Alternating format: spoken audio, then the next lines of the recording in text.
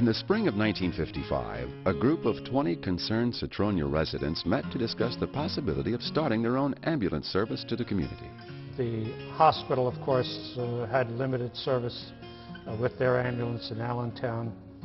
The need sort of developed over the years.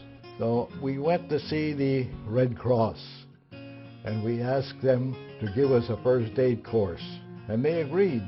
And at the same time we were taking the first aid course, we talked to a used car dealer who said he had a used ambulance, and we looked at it, we bought it. The man gave it to us, actually. We had no money to pay for it, but we promised that as we got the money we would pay him, and we did. Humble beginnings. That first year, these intrepid founders answered 29 calls, and the community rallied behind them. Volunteer support was high. We were one of the first ambulance organizations in Pennsylvania to become certified in CPR. We became certified as instructors. Not only did we teach our own people, but we taught fire companies and other ambulances. We had a lot of interest in the whole area. We didn't do all of this ourselves. I mean, we depended on people helping us. We tried to get a standardization in training, qualification for the people in the ambulances.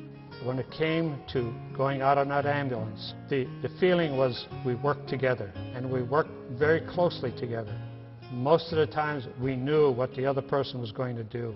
The funding of this burgeoning organization was equally as interesting.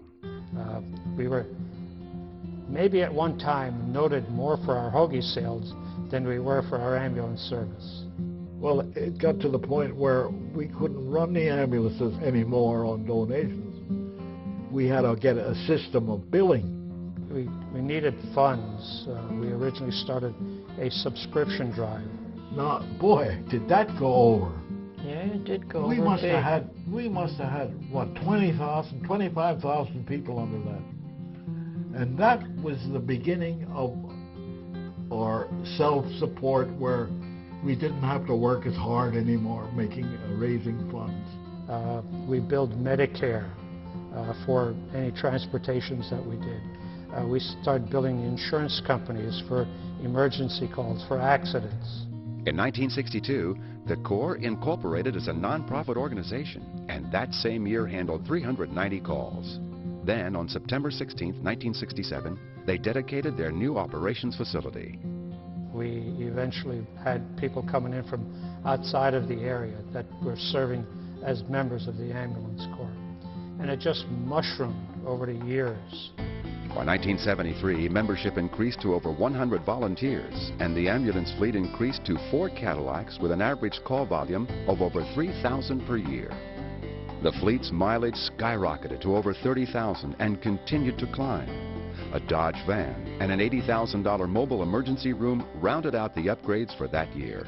They went from a period of time in the late 70s where EMTs were first coming to life, where prior to that it was just advanced first aid. Now then we moved to EMT, and then we moved to EMT paramedic. By 1987, call volume had reached well over 10,000 per year. And along with continual upgrades to equipment, ambulance and administrative staff, came the need to increase communications. Our transition from a volunteer comm center where we had many volunteers that were dispatching, but we recognized that to be responsive to the needs and have consistency, that would need to add some employees and some level of professionalism in there. Today we have an awesome dispatch team that really does a good job.